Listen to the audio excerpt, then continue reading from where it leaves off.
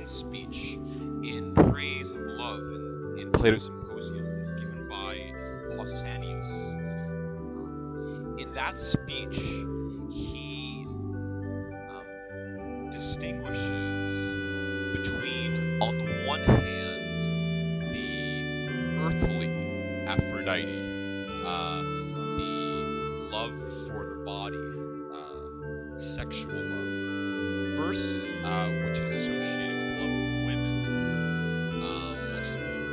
versus, on the other hand, the heavenly Aphrodite's love, which is a love, he says, more concerned with the mind, the soul, than the body. He then goes on to talk about how in certain countries in Greece, certain cities, but not in others, the custom of an older man befriending a younger boy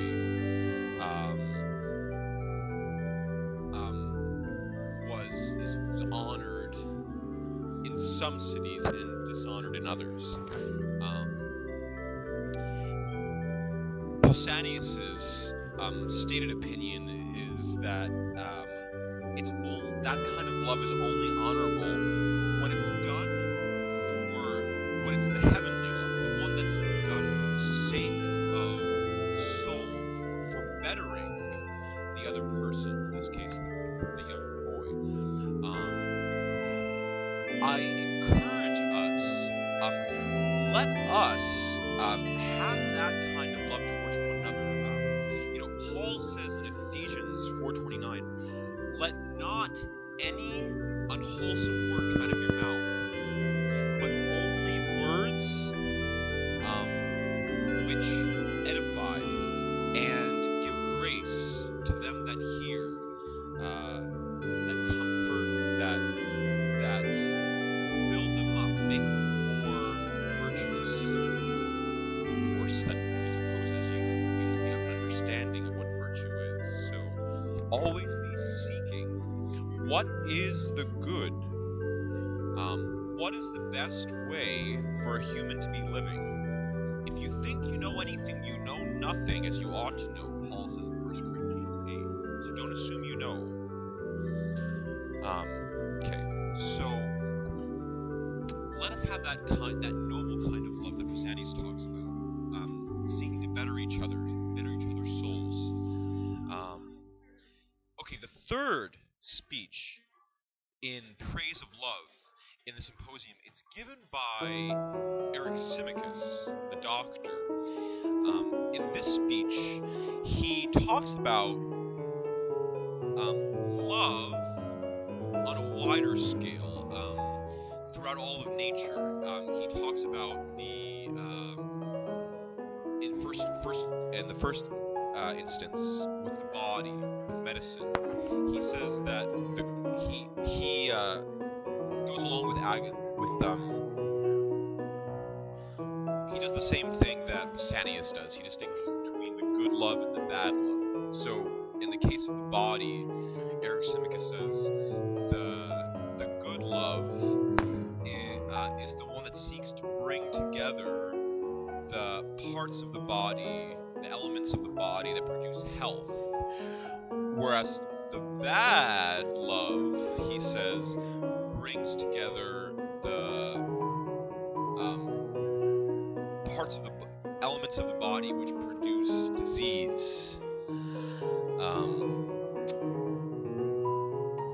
Similarly, he says in music, the good love is the one that brings together tones which produce harmony, and the bad love brings together the tones which produce chaos, disharmony, like that atonal music of the 20th century can be really grating on the ears, right? And then he talks about, bear with me, it's my second video, he talks about how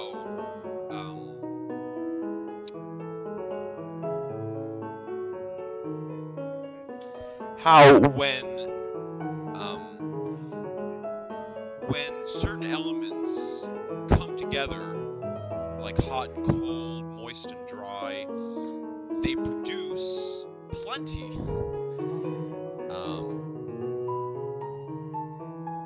And that, on the other hand, when other elements come together, they produce plague and disease. Now, you might recall in the beginning of the dialogue, we see that the narrator is named Apollodorus, and I told you that the god Apollo, he was the god of both medicine, health on the one hand, and destruction on the other. So the secret the dialogue is putting forth is that love produces both good and bad. You know, it says in the Bible in Amos 3:6, "Shall evil befall a city, and the Lord hath not done it?"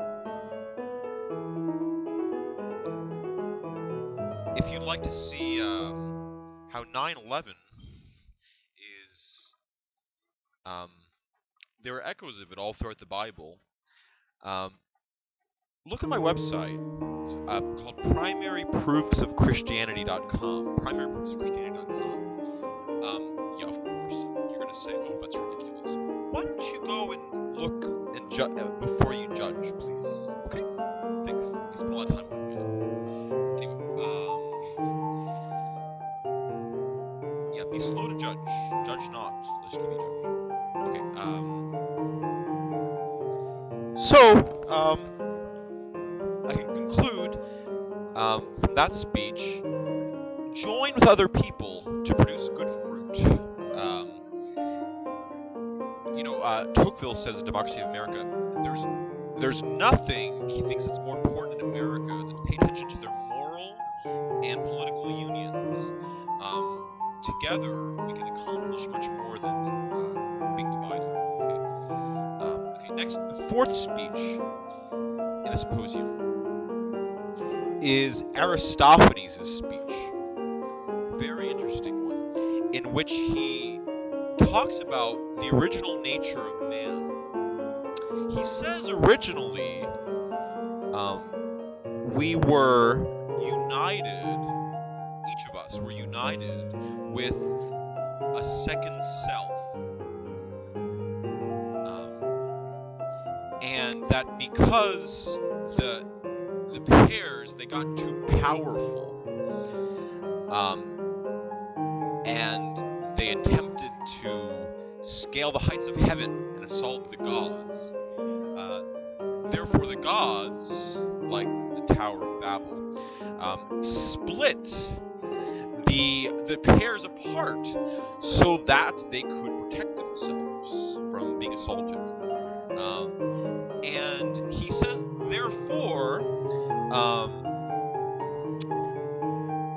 each of us is striving to reunite with, to find and reunite with our other half.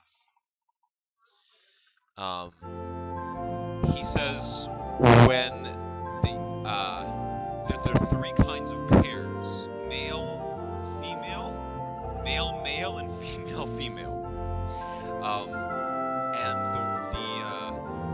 the ones that were of the male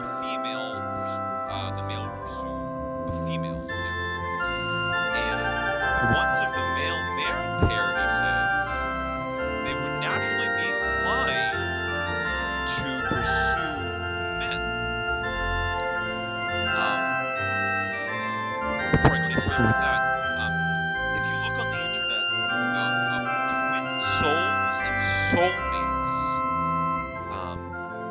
that concept is borrowing from Aristophanes' speech, that we have some other person that God has destined for us, our true love.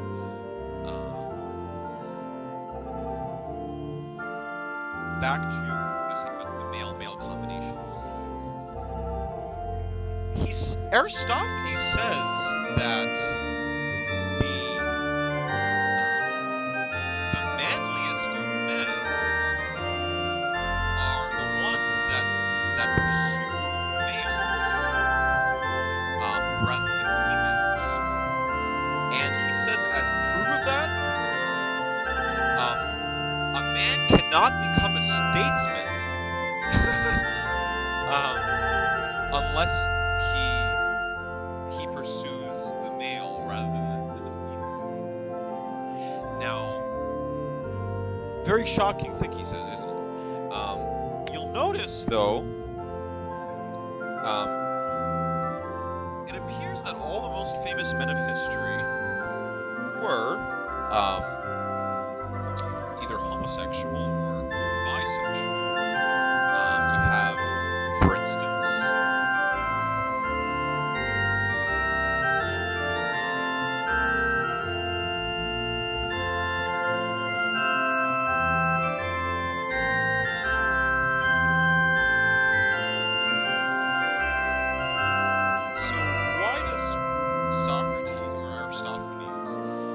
consider the ones that pursue the males the best of men.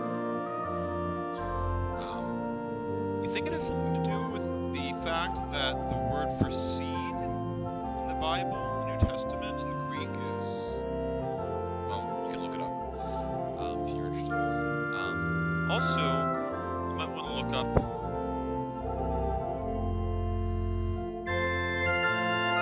you'll also notice the word Kadesh. It means holy or holy or sacred. And okay, the fifth speech in the let me finish with Aristophanes. Okay, so Aristophanes says that the highest happiness, if the human race is to find happiness, listen closely, he says what they're to do is to perfect their love of the ones that belong to them. You might call it their soulmates. How do you find them? Well, he says in the Symposium that if we seek to do what is pleasing to God, God will naturally lead us to them. It says in the book of Proverbs, a prudent wife is of the Lord, a reward of the Lord. Okay? So, as I said, Psalm 84, God will withhold no good thing from him that walks uprightly. So seek the kingdom and his righteousness. Okay. So, perfecting the love of those who belong to us, and second of all, those who are most like unto, congenial unto us, in one translation. Like tastes, like habits, etc. That's what he says the highest happiness consists in perfecting love. Live for love. Okay? Seek how we can love more. Let's seek how we can grow in love. Okay. I'm almost finished with my speech. One more video on the Symposium. Please, it's very important to listen to. I'll talk about divine inspiration and how one is inspired by the Muses, how it can be a poet like Shakespeare, the nature of God,